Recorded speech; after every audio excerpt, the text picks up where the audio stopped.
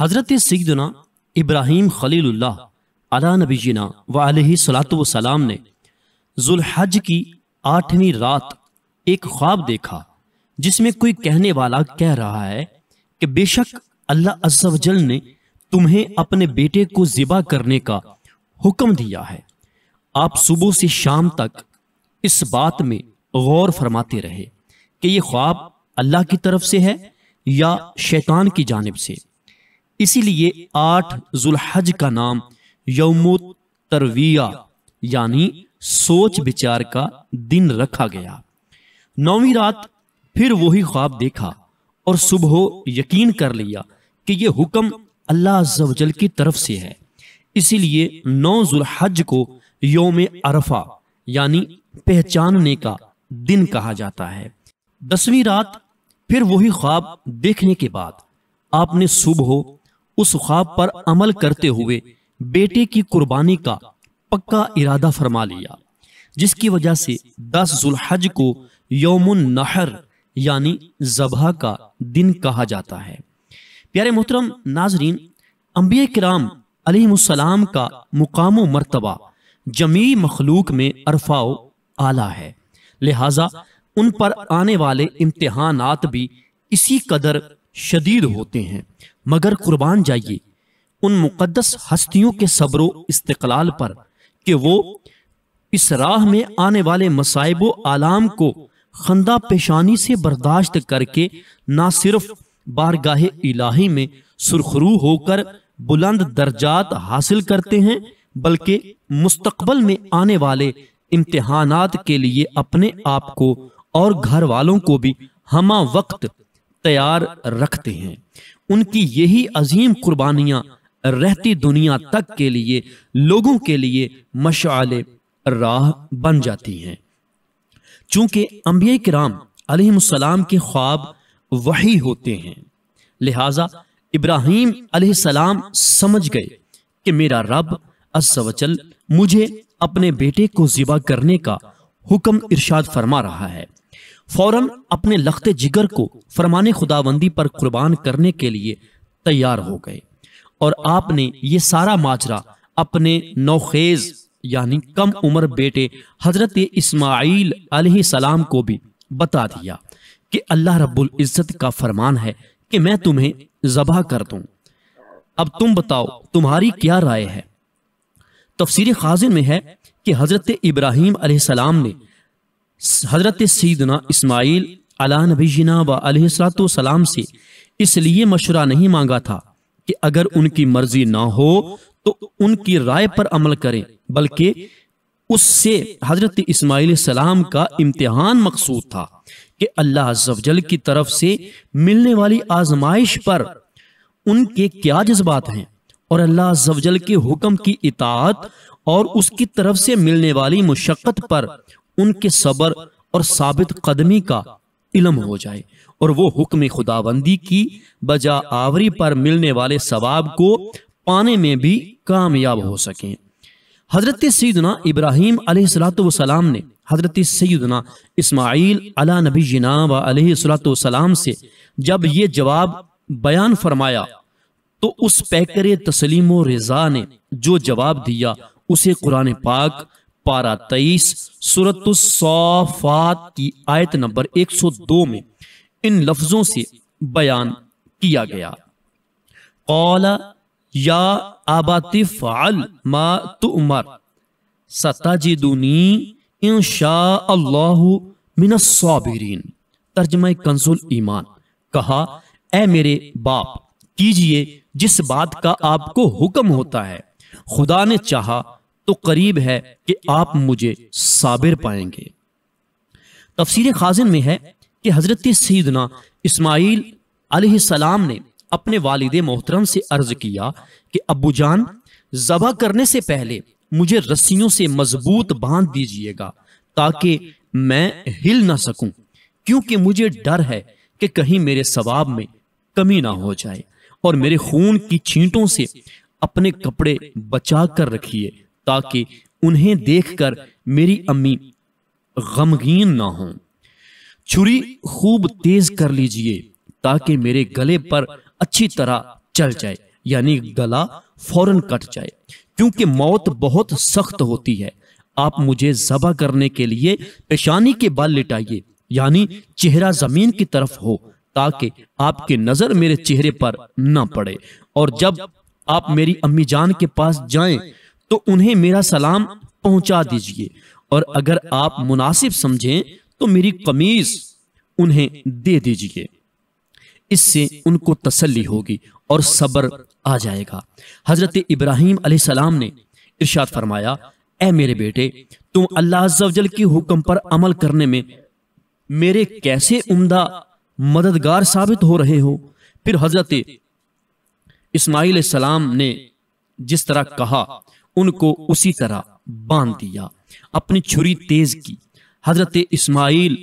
علیہ السلام کو پیشانی کے بل لٹا دیا، ان کے چہرے سے نظر ہٹا لی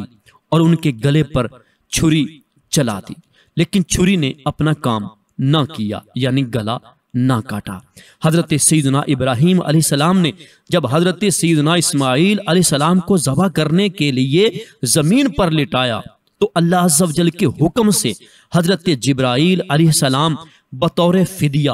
جنت سے ایک مینڈھا یعنی دمبا لیے تشریف لائے، اور دور سے اونچی آواز میں فرمایا، اللہ اکبر، اللہ اکبر۔ جب حضرت ابراہیم علیہ السلام نے یہ آواز سنی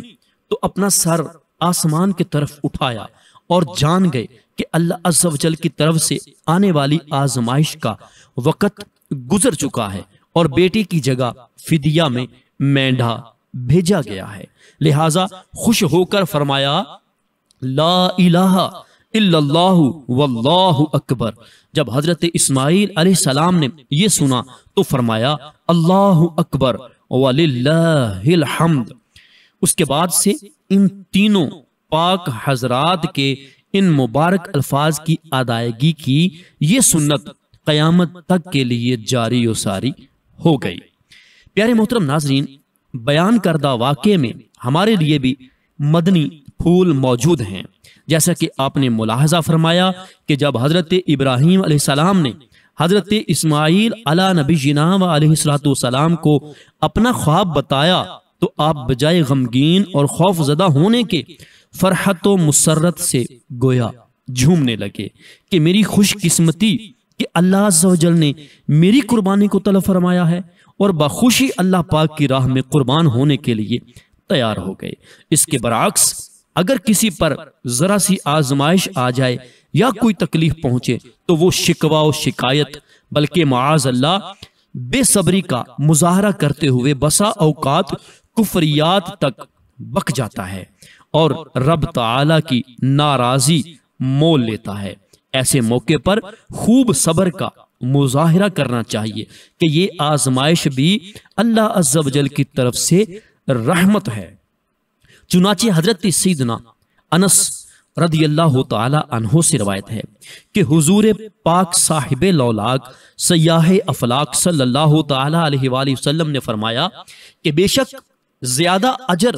سخت آزمائش پر ہی ہے، اور اللہ عز و جل جب کسی قوم سے محبت کرتا ہے تو انہیں آزمائش میں مبتلا کر دیتا ہے، تو جو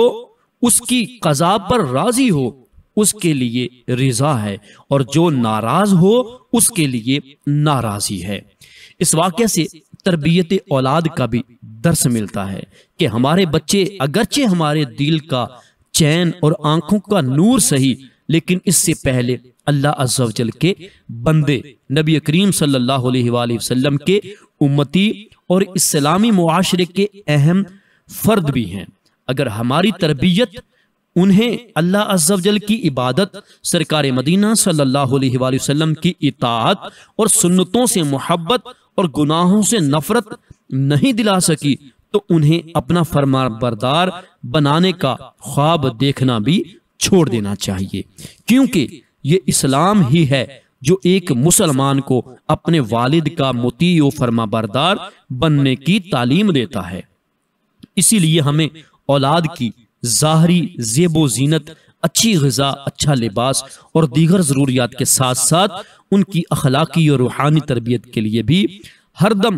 کمر بستہ رہنا چاہیے۔ حضرت سیدنا ابراہیم علی نبینا و علیہ الصلوۃ والسلام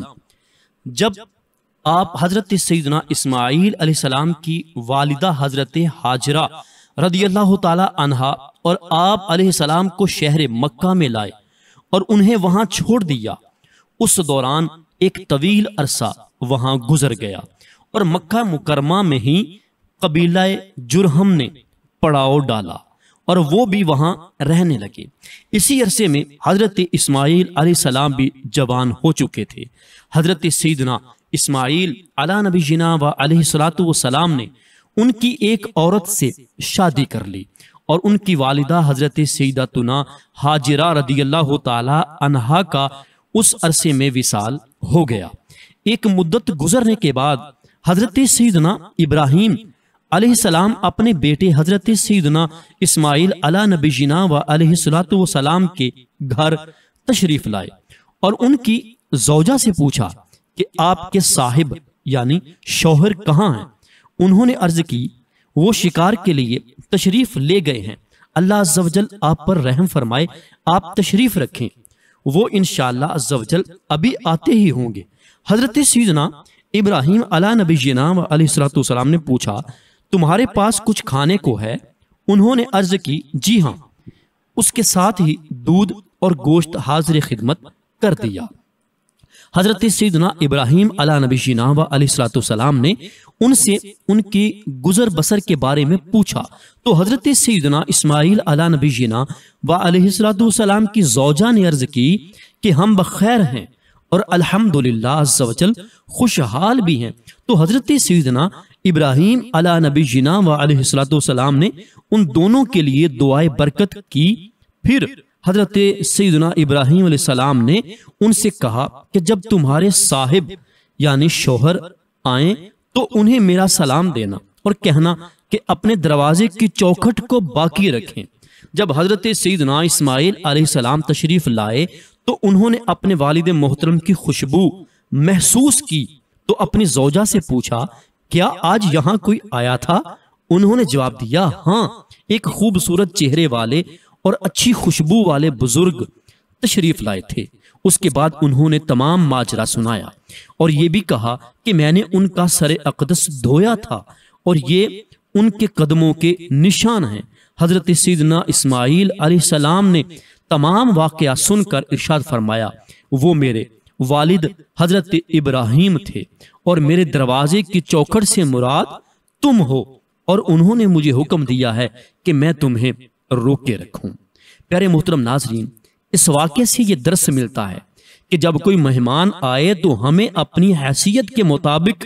اس کی مہمان نوازی کرنی چاہیے اور اپنی غربت و تنگ دستی کا اظہار کرنے کے بجائے ہر حال میں شکر الہی ادا کرنا چاہیے اور اپنی بہنوں، بیٹیوں اور بچوں کی امی کی تربیت کرتے ہوئے انہیں شوہر کے حقوق کی ادائیگی اور اس کی شکر گزار بیوی بننے اور ناشکری اور احسان فراموشی سے بچنے کا درس دینا چاہیے۔ یقیناً نیک سیرت اور مثالی بیوی کی ایک خوبی یہ بھی ہے کہ وہ ہمیشہ اپنے شوہر کی نعمتوں کی شکر گزاری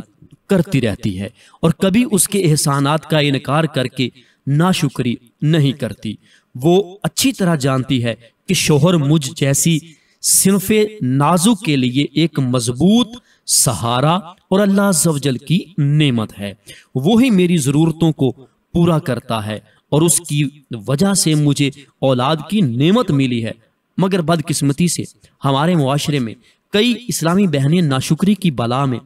گرفتار ہیں۔ ذرا کسی کا اچھا گھر، قیمتی کپڑے، بیش قیمت زیورات دیکھیں تو ناشکری پر اتر آتی ہیں اور معاذ اللہ عز و جل پر اعتراض کرتے ہوئے کچھ اس قسم کی گفتگو کرتی ہیں کہ خدا نے ہمیں نامعلوم کس جرم کی سزا میں مفلس اور غریب بنا دیا۔ میں تو ہوں ہی بدقسمت کہ نہ میکے میں سکھ نصیب ہوا نہ سسرال میں ہی کچھ دیکھا۔ فلاں کو دیکھو عیش و آرام میں زندگی بسر کر رہی ہے اور میں یہاں فاقوں سے مر رہی ہوں، وغیرہ وغیرہ۔ اسی طرح بعض کی یہ عادت ہوتی ہے کہ انہیں اچھا اور عمدہ کھلاتے پلاتے رہیں، نیز اپنی حیثیت اور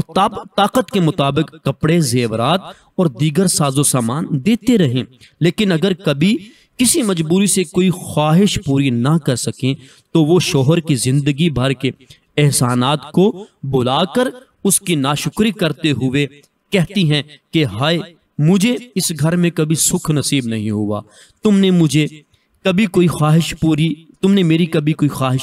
پوری ہی نہیں کی، میری تو قسمت ہی پھوٹی ہے جو تم جیسے شخص سے بیاہ ہی گئی، وغیرہ وغیرہ۔ یاد رکھیں کہ ناشکری کے یہ الفاظ نہ صرف عورت کی دنیاوی زندگی کو اجاڑ دیتے ہیں بلکہ اس کی آخرت بھی برباد کر سکتے ہیں۔ چنانچہ دو جہاں کے تاجور سلطان بحر و بر صلی اللہ علیہ وآلہ وسلم کا فرمان عبرت نشان ہے کہ میں نے جہنم میں اکثریت عورتوں کو دیکھا۔ صحابہ کرام علیہم رضوان نے عرض کیا، یا رسول اللہ صلی اللہ علیہ وآلہ وسلم، اس کی کیا وجہ ہے؟ فرمایا کیونکہ وہ ناشکری کرتی ہیں۔ پوچھا گیا کہ کیا وہ اللہ عز و جل کی ناشکری کرتی ہیں؟ ارشاد فرمایا وہ شوہر اور اس کے احسان کی ناشکری کرتی ہیں۔ چنانچہ تم کسی عورت کے ساتھ عمر بھر اچھا سلوک کرو، لیکن کبھی تم میں کوئی ناپسندیدہ بات دیکھے گی تو کہے گی کہ میں نے تم سے کبھی بھلائی دیکھی ہی نہیں۔